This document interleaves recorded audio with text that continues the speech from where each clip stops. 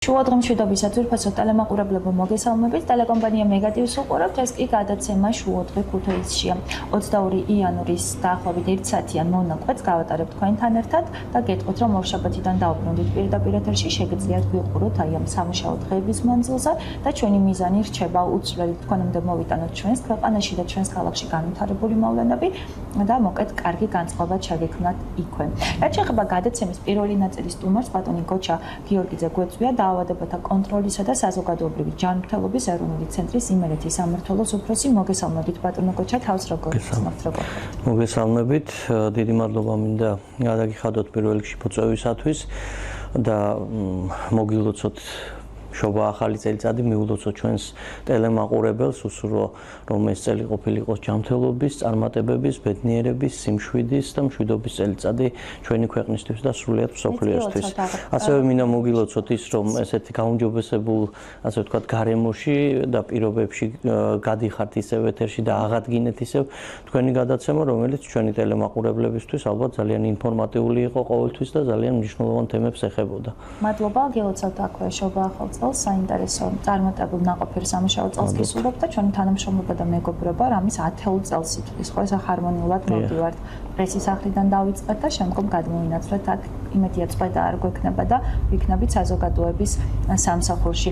რაც შეეხება როგორ გაატარეთ აი ეს შობა ახალი წელი მაინტერესებს ბაფთიანი გიტარით თურდა ის გამოწვევები და ჩვენ სამზარეულოს როგორ გაართვით თავი. შეიძლება ითქვას, რომ ჩვენთვის ტრადიციულად ასე ვთქვათ მიღებული წესის მიხედვით ჩავატარეთ ეს შობა ახალი წლები, მიუხედავად იმისა, რომ ამ პერიოდისთვის დამახასიათებელი გარკვეული გამოწვევები არსებობს ჯანდაცვის, საზოგადოებრივი ჯანდაცვის მიმართულებით, მაინც შევძელით, რომ ჩვენს მეგობრებთან და ჩვენს ახლობლებთან ერთად შევხვედროდით 2025 წელს და მიგველოცა მათთვის და მიგველოცა ჩვენი ახლობლებისთვის და მეგობრებისთვის. კეთილი. სუსხიანი დღეები და ეს პერიოდი განსაკუთრებით ასოცირდება გრიპთან, ხო? ძალიან საინტერესო იქნება, როგორი ამ კუთხით ჩვენს ქვეყანაში ვითარება, რა ვირუსები ცირკულირებენ, როგორ დავიცვათ თავი და მოკლედ რჩევები და რეკომენდაციები გვჭირდება და დიდი სიამოვნებით მოგისმენთ. ეს კუთხით სეზონური ვირუსების შესახებ. პირველ რიგში დავიწყოთ იმით, რომ მე მგონი კორონავირუსის, ესე ვთქვათ, პანდემიის, კოვიდის პანდემიის შემდგომ პირველად ავართ, როდესაც გვიწევს თქვენთან, თქვენს ეთერში ზოგადად რესპირატორულ დაავადებებზე საუბარი. ხშირად დღეს გვსმენია ხოლმე, რომ აი COVID-19 ზოგი იძახის, რომ აღარ არის გაქრა, COVID-19 არსად არ წასულა, ის ისევ არის, უბრალოდ აღარ არის მაღალი პრევალენტობა COVID-19-ის გავრცელების ჩვენს საზოგადოებაში და ზოგადად მსოფლიოში. ეს გარკვეულწილად გამოწვეულია, რა თქმა უნდა, იმით, რომ როგორც ვაქცინაციით, ასევე COVID-19-ის ავადობის გადატანის შემდგომ გამომუშავებული ანტისხეულებით გარკვეული იმუნური ფენა შეიქმნა, თვითონ COVID-19-ით შესუსტდა როგორც ვირუსი და პრაქტიკულად მან გადაინაცვლა იმ სეზონური რესპირატორული დაავადებების რიგში, რომელიც სეზონურ რესპირატორულ დაავადებებზე ჩვენ სხვა დროსაც გვქონია შეხვედრა და საუბარი. ესეთი რესპირატორული ინფექციები საკმაოდ ბევრია და მოკლედ მცირე რაღაც გარკვეულ წლევანდელ 2024-2025 წლის სეზონის ქრონოლოგიას რო გავყვეთ, საკმაოდ მაღალი იყო პირველ ეტაპზე რესპირატორული ინფექციებიდან რინოვირუსები, სადაც 50%-ს აღემატებოდა მთლიანად ჩვენს ქვეყანაში რესპირატორული ვირუსების გავრცელებისას, 50%-ზე მეტი მოდიოდა რინოვირუსებზე. ეს არის პერიოდი, რომელიც დაახლოებით ოქტომბრიდან იღებდა სათავეს, ოქტომბერი-ნოემბრის პერიოდში და ფაქტობრივად აი ამის შემდგომ თანდათან დაიწყო უკვე და გამოჩნდა ისეთი შედარებით მძიმე რესპირატორული დაავადება, როგორიც არის გრიპი. და გრიპის სხვადასხვა ქვეტიპები. ძირითადად ცირკულაციაში რაც გვაქვს დღის მდგომარეობით საქართველოში, ეს არის A-ტიპის H1N1 გრიპი, რომელსაც აი ბჭყალებში ვიტყვი ისევ გავრცელებული მეტსახელი რო აქვს ღორის გრიპის მეტსახელის სახით, ასევე გვიფიქსირდება ასევე მეტსახელით გავრცელებული ფრინველის გრიპს, რასაც ვეძახით A-ტიპის H3 ვირუსი და ასევე ფიქსირდება B-ტიპის გრიპიც. დაახლოებით აქ არის ესე თვითონ ამ ვირუსის ქვეტიპის გენეტიკური შემადგენლობაშია განსხვავება თუ არა, რასაც ჩვენ ახლა ადამიანისთვის, საზოგადოებისთვის მნიშვნელოვანი განსხვავება პრაქტიკულად არ არსებობს ამ გრიპებს შორის, იმიტომ რომ მიმდინარეობა, კლინიკური გამოხატულება მათ ყველას აქვს მსგავსი. თუმცა განსხვავება რაში არსებობს კლინიკურად გამოხატულ გრიპსა და კლინიკურად გამოხატულ სხვა რესპირატორულ ინფექციებს შორის. აი მაგალითად იგივე წეხან ვახსენე რინოვირუსი, ადენოვირუსი. აი ამათ შორის ყველა ეს მიდის, რა თქმა უნდა, რესპირატორული სიმპტომებით, თუმცა გრიპის კლინიკური ამოცნობა აი ძალიან კარგად იციან ოჯახის ექიმებმა ზოგადად სამედიცინო საზოგადოებამ, იმიტომ რომ მათ აქვს შესაბამისი პროტოკოლები. მისი ამოცნობა პირველ რიგში ხდება იმით, რომ სიმწვავე დაწყების დროს აქვს გაცილებით მაღალი, მაგალითად ვიდრე რინოვირუს, რომელიც შეიძლება ისე გადაიტანოს ადამიანმა, მხოლოდ სურდოთი შემოიფარგლოს და რამოდენიმე შეიძლება ისე ითქვას დაცემინებით. მაგრამ გრიპის შემთხვევაში ძირითადად დაავადება, თუ კი პაციენტი არის აუცრელი გრიპის ვირუსზე და მაინც თუ აცრილია, შეიძლება მაინც დაემართოს, თუ აუცრელია და დაემართა, ამ შემთხვევაში მიდის ძალიან მწვავედ, იწყება პირდაპირ მაღალი ტემპერატურით, 38-39 სიცხეებით, მძიმე კლინიკური გამოხატულებით, როგორც არის თავის ტკივილი, სახსრების ტკივილი, თქვა ტკივილის შეგრძნება გულმკერდის არეში და ასე შემდეგ. და თუ ეს სიმპტომები, ესეთი კლინიკური მდგომარეობა რეალურად პაციენტს უგრძელდება დაახლოებით 72 საათზე უფრო მეტხანს, აუცილებელია რომ მან მიმართოს შესაბამისად სამედიცინო დაწესებულებას ან დაუკავშირდეს თავის ოჯახის ექიმს და გაიაროს მასთან კონსულტაციები. ყოველი შემთხვევის დროს რეკომენდაციის რჩევის მიუხედავად უარ სიტყვის მიმართოს სპეციალისტს, ყველაზე რთულ შემთხვევაში რა ტიპის გართულება შეიძლება სამწუხაროდ ყველაზე დიდი გართულება არის რა თქმა უნდა ლეტალობა ამ შემთხვევაშიც და გრიპს აქვს ეს გაცილებით უფრო მაღალი ვიდრე სხვა რესპირატორულ დაავადებებს, მისი ასე ვთქვათ კლინიკური მიმდინარეობიდან გამომდინარე, შეიძლება გართულდეს პნევმონიით და შესაბამისად შემდგომ გართულდეს იმ დონეზე განსაკუთრებით თუ ადამიანი არის პარალელურად რაიმე სხვა ქრონიკული დაავადებით დაავადებული ადამიანი, გართულდეს იმ დონემდე, რომ შეიძლება ლეტალური ფაზაც კი დადგეს. ამიტომაც არის რომ ჩვენი ქვეყანა მუდმივად ზრუნავს ამ მიმართულებით ძალიან აქტიურად და აი ბოლო წლების განმავლობაში სულ გვაგზრდადი დინამიკა ამ პასუხისმგებლობის ფარგლებში, რასაც ჯანდაცვის სამინისტრო ყოველთვის გრძნობს და დაავადებათა კონტროლის ცენტრი, რომ მაქსიმალურად დროულად უზრუნველყოთ ჩვენი საზოგადოება და განსაკუთრებით ის რისკ ჯგუფები, რომელსაც მოგახსენებთ კიდევაც შემდგომ, რისკ ჯგუფები უზრუნველყოთ შესაბამისი ვაქცინით.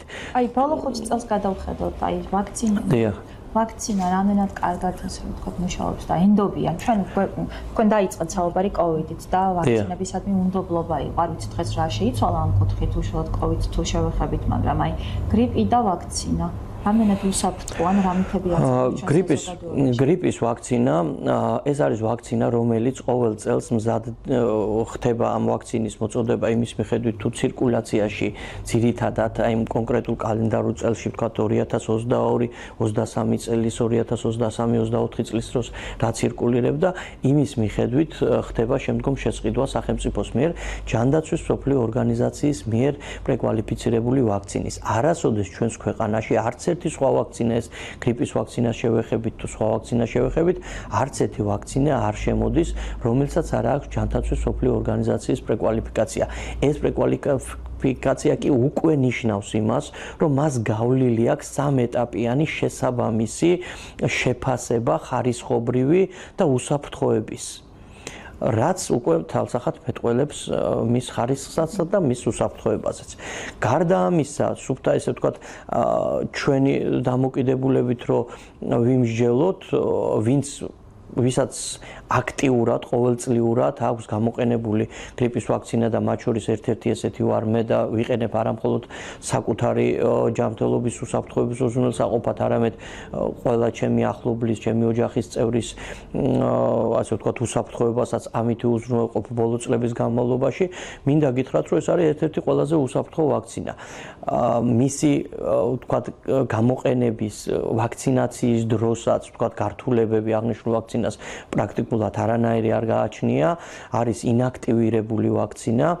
ერთადერთი შეიძლება დისკომფორტი იგრძნოს ადამიანმა ჩხვლეტის დროს მხოლოდ და მხოლოდ და ერთადერთი კიდევ რაც შეიძლება კონდეს ვაქცინაცია გამოყენების დროს, რომ იმ დღეს ვაქცინაციის დღეს შეიძლება განვითარდეს გარკვეული რესპირატორული სიმპტომების მსგავსი სიმპტომები.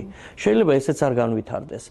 და სამაგიეროდ ხო ყველაფერი ესე ვთქვათ ფარდობითი არის და ეს დისკომფორტიც რაც შეიძლება ვაქცინაციის პროცესმა მოგწოს მისი ინექციის დროს ჩხვლეტიდან გამომდინარე დისკომფორტი, ეს დისკომფორტი უფრო დიდი საფრთხეა თუ ის დისკომფორტი რაც შეიძლება შეგვიქმნას მერე თვითონ დაავადებამ. ალბათ დამეთანხმებით, რომ ბუნებრივია ის დისკომფორტი გაცილებით უფრო მეტ პრობლემას გვიქმნის და არა მარტო ეს უკვე დისკომფორტი არ არის, ეს არის რეალურად იმ დონის გართულების ალბათობა, რომელმაც შეიძლება ადამიანი ლეტალობამდეც მიიყვანოს. თქვათ გამოვიყენებთ აი ამ ვაქცინას გრიპის საწინააღმდეგო, მაგრამ ეს არ ნიშნავს, რომ ჩვენ გრიპით ინფიცირებულები არ ვიქნებით, ხო არ დავავიწყდით, მაგრამ ალბათ შეზღუდებით მსუბუქი ფორმით გადავიტანთ. შემთხვევაში ვინც ვაქცინირებული დიდ შემთხვევაში დიდი ალბათობით გვიცავს აბსოლუტურად ვაქცინა იმისაგან, რომ არ დაგვემართოს, არ განვითარდეს ჩვენში დაავადება, თუ შეიძლება ვირუსთან ექსპოზიცია გქონდეს მე, თქვა დაავადებულ ადამიანთან კონტაქტში როდესაც ვარ, მაგრამ თუ მაღალი ტიტრი არის ჩემში ვაქცინაციის შემდგომ ანტისხეულებისა, მაშინვე ამ ვირუსის, ასე ვთქვათ, გამრავლების და რეპლიკაციის შესაძლებლობას ზღუდავს ჩემ ორგანიზმში არსებული ანტისხეულები და დაავადება არ ყალიბდება. თუ მაინც დაავადება ჩამოყალიბდა, ვირუსი იცავს, რომ მას ესე იგი არ მიეცეს განვითარება და არ განვითარდეს მძიმე დაავადება, მძიმე კლინიკური გამოხატულებით და არ გართულდეს ისეთი გართულებებით, როგორიც არის პნევმონია, როგორიც არის შემდეგ თქვათ სულთქვის უკმარისობა და ასე შემდგომ. აი ამ თვალსაზრისით ვაქცინა არის ალბათ თუ ჩვენ როდისმე ვისაუბრებთ და საუბრობთ კიდევაც ამ წუთას თქვათ რესპირატორულ დაავადებების პრევენციის ნომერ პირველი ნაბიჯი რა არის? ნომერ პირველი არის ვაქცინა. ნომერ მეორე არის ჰიგიენა. ნომერ მეორე არის ჰიგიენა, ვთქვათ, ხელების ჰიგიენა, რასაც ხშირად საუბრობდით ხოლმე იგივე COVID-19-ის შემთხვევაში. ხელების ჰიგიენა, ვთქვათ, იგივე დისტანციის დაცვა, პირბადის გამოყენება დაავადებულ ადამიანის მხრიდან, როდესაც საზოგადოებრივ თავშეყრის ადგილში აქ ხაზს უსვამ, რომ პირბადის გამოყენება დაავადებული ადამიანის მხრიდან არის განსაკუთრებით მნიშვნელოვანი, რომ მან არ გაავრცელოს ეს ვირუსი და არ დაილეკოს ეს ვირუსი სხვადასხვა ზედაპირებზე, რომელსაც მე სხვა ადამიანებიც ხელით ეხებიან. აი ეს ეტაპები, ეს ნაბიჯები სახში დარჩეს დაავადებული ადამიანი, ბაღში არ წავიყვანოთ დაავადებული ბავშვი, სკოლაში არ წავიყვანოთ დაავადებული ბავშვი, რომ მასიური გავრცელების შესაძლებლობა არ მოეცეს. თუ ამ ყველა პრევენციულ ზომას გავითვალისწინებთ, ბუნებრივია ჩვენ შევძლებთ მაქსიმალურად, რომ სეზონზე ვაკონტროლოთ რესპირატორული დაავადებების ციკლი და ის არ გასცდეს რაღაც ლოგიკურ ჩარჩოებს. და მე მინდა გითხრათ, აქ დოკუმენტიც მაქვს ამოღებული თქვენთვისაც, რომ მეჩვენებინა, ეს არის მოცემული გრაფიკი, სადაც თქვათ როგორი ცირკულაცია გვაქვს, ну დღეის მდგომარეობით შეიძლება ითქვას, რომ ზოგადად გრიპის ვირუსია ცირკულაციაში უმეტესწილად 50%-ზე მეტი უკვე გრიპი გვიცირკულირებს. თუმცა მინდა ასევე მოგახსენოთ, რომ ის დინამიკა, რომელიც გვაქვს დღეს, იგივე ამბულატორული შემთხვევებისა და სტაციონარული შემთხვევების მომატების დინამიკა არ სცილდება არანაირად სეზონისთვის დამახასიათებელ დინამიკას წინა წლებთან შევდარებით თუ დავაკვირდებით და შევადარებთ. გვაქვს, რა თქმა უნდა, ცოტა მატება, რაც უფრო მეტად აციუდება სეზონი, შეიძლება ბუნებრივია, რომ მაშინ ადამიანების ზოგადად ორგანიზმის იმუნური სისტემაც სიცივეში უფრო სუსტდება და უფრო მოწყვლადი ხდება გარკვეული ვირუსებისადმი, მაგრამ მიუხედავად ამისა, ჩვენ არ აგვაქვს ისეთი ცვლილება, ისეთი ზრდა სარისა და ილის, რომ რაღაც ვთქვათ, რომ განსაკუთრებით რთული ვითარებაა. მაგრამ ჩვენ გვაქვს სამყაროში უნიკალური მეთოდები და საშუალებები, რომ ჩვენი იმუნური სისტემა გავაძლიეროთ. არჩევები და რეკომენდაციები გვაქვს აქ მედიკამენტებს, რა თქმა უნდა, ალკოჰოლის. თამბაქოს არ მოხმარება. ეგ ცოტა რთული საკითხია. ალკოჰოლის ჭარბი მოხმარებისაგან თავის შეკავება მოხმარება, თამბაქოს არ მოხმარება, ეს არის პირველ რიგში ხაზს უსვამ ამათ, იმიტომ რომ ეს არის დამატებითი სტრესორი ადამიანის იმუნური სისტემისთვის და ადამიანის იმუნიტეტი თუ სუსტდება შესაბამისად ის ნებისმიერი დაავადებებისადმი უფრო მოწყვლადი ხდება.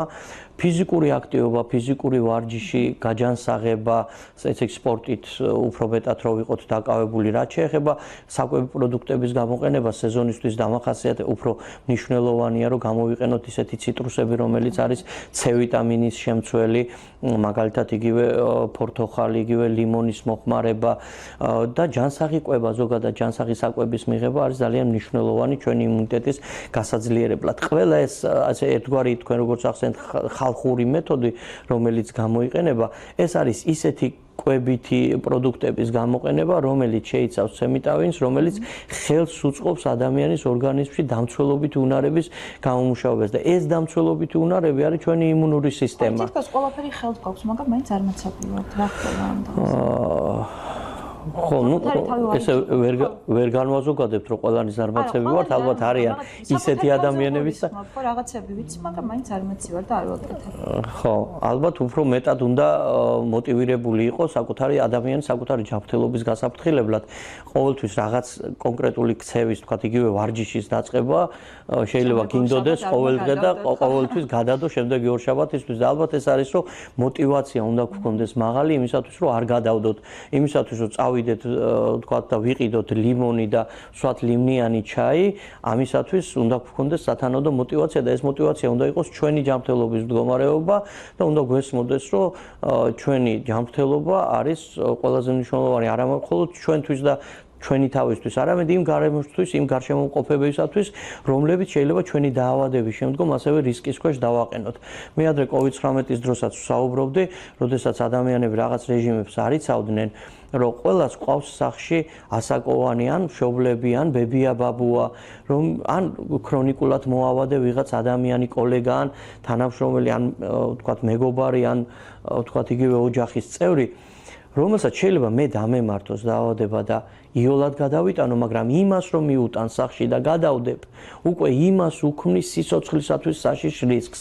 ამიტომ ეს უნდა გვახსოვდეს ყოველთვის და ვიფიქროთ და მიზანი ჩვენი და მოტივატორი იყოს ჩვენი ქცევის არა მხოლოდ ის, რომ მე დავიცვა საკუთარი თავი, არამედ ჩემი თავის დავცვით, დავიცვა ჩემი გარემოც დაავადებისგან. ბატონო გაჩა, ჩვენ ტრადიციების მოყვარული ერი ვართ, ხო, ალკოჰოლი ახსენეთ და მან ჭარბი რაოდენობით მოხმარება, ესეც ალბათ ტრადიციის ერთ-ერთი შემადგენელი ნაწილია. როგორ უნდა დათრგუნოს ადამიანმა ეს მოთხოვნილება, ვისაც ალკოჰოლი უყვარს. ალკოჰოლი გრიპთან მიმართებაში ხო არის დროს მარტო უარყოფით შედეგებს ზოგადად ცუდიერი ჯანმრთელობისთვის, ეს ჩვენ ვიცით. ალკოჰოლის ჭარბი მოხმარება არ მგონია, რომ ჩვენი ტრადიციის ნაწილი იყოს. ეს უფრო რაღაც მანკიერი ქცევითი დამოკიდებულება არის, რომელიც ადამიანებს გვიყალიბდება, როდესაც თქვათ ჭარბად მოვიხმართ ალკოჰოლს.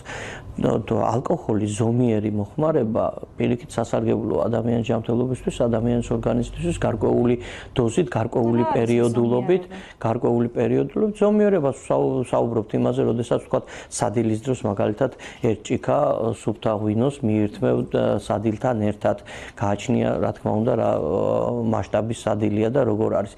მაგრამ ეს არის ტრადიცია და ეს არის საკმაოდ დასაფასებელი ტრადიცია ჩვენი ქვეყნისათვის, მაგრამ აი როდესაც ვსაუბრობთ, რომ ტრადიციულია ჩვენთვის რაღაც ჭარბი მოხმარება, ამაში ვერ დაგეთანხმებით. სადღეგრძელოებია ტრადიციები და კი ბატონო, შეიძლება სადღეგრძელოები, ეს გარკვეული თერაპიის ნაწილიც იყოს, საზოგადოებისთვის მეგობრებთან ერთად დაწყდე და რაღაც პრობლემებზე ისაუბრო სადღეგრძელოში, გამოხატო დამოკიდებულება, კეთილგანწყობა ადამიანების მიმართ, მაგრამ ეს არ მოიცავს აუცილებლობას, რომ პარალელურად ბოლომდე გამოვცვალოთ ლიტრიანი ყანწები და განსხვავებული სასმისები. მე მგონი ამის აუცილებლობა არ არის და შესანიშნავად შეგვიძლია გავატაროთ სუფრასთან, მეგობრებთან ერთად ეს ტრადიციული საღამოები ზომიერი ალკოჰოლის მირთმევითა და მოხმარებით. და საკუთარ ჯანმრთელობას საფრთხე არ შეუქმნათ. რისკ ჯგუფები გააჟღერეთ და აი ახლა ვაქცინას დაუბრუნდათ ისევ. რომელი რისკ ჯგუფები უნდა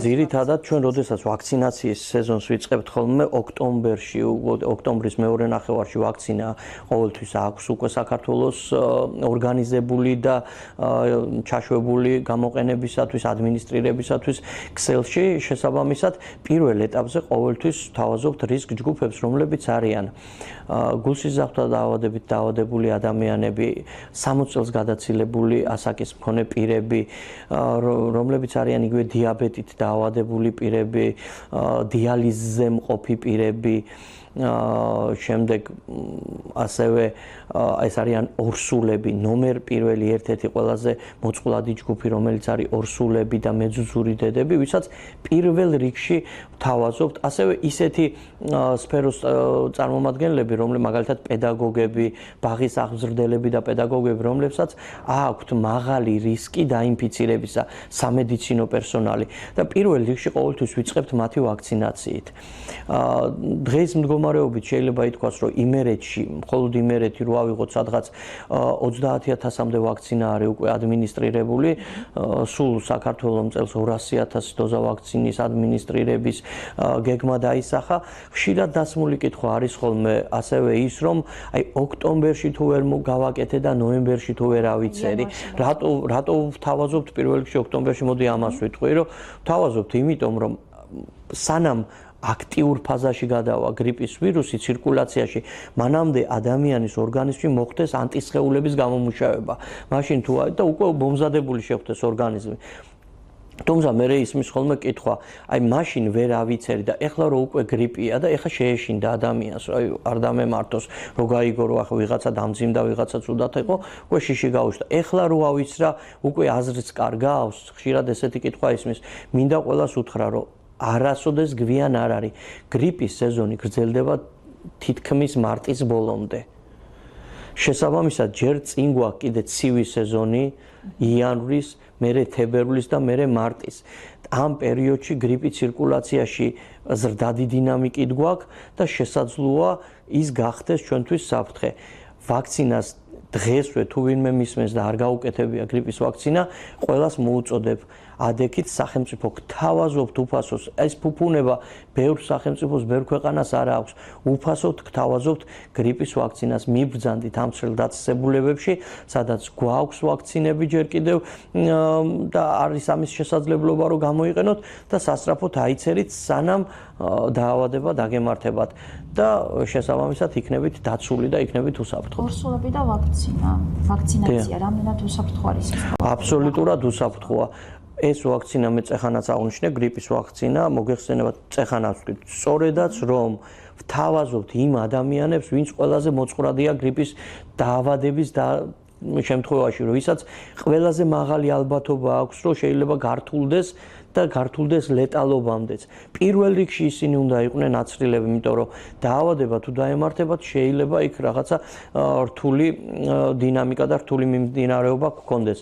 ორსულებშიც, დიაბეტით დაავადებულებში, გულსიზრახთა დაავადებულებში, პირველ რიგში იმუნური დეფიციტი ვისაც აქვს გარკვეული დაავადების გამო, ყველასთან აუცილებელია ამ ვაქცინის გამოყენება. თვითონ ვაქცინა, კიდევ ერთხელ ვიმეორებ, არის აბსოლუტურად უსაფრთხო, თუ ადამიანს ახლა მაინც და მაინც ცხოვრებაში არასოდეს კვერცხი არა აქვს მირთმეული და არა აქვს ალერგია კვერცხის ცილისადმი, ნებისმიერი ადამიანისათვის არის უსაფრთხო ეს ვაქცინა და პირველ რიგში მოუწოდებს სწორედ იმ ადამიანებს, რომლებსაც აქვთ მაღალი რისკი, აქვთ 60 წელს ზემოთ ასაკი, არის ორსულად ან არის მეძუძური დედა, ან არის თქვა დიაბეტით დაავადებული, ან არის დიალიზზე მყოფი, ან არის ორგანოგადანერგილი პირი, ან არის ჰეპატიტით ინფიცირებული, HIV ინფიცირებული პირი, აქვს გულსიზრახთა დაავადება, მუშაობს თქვათ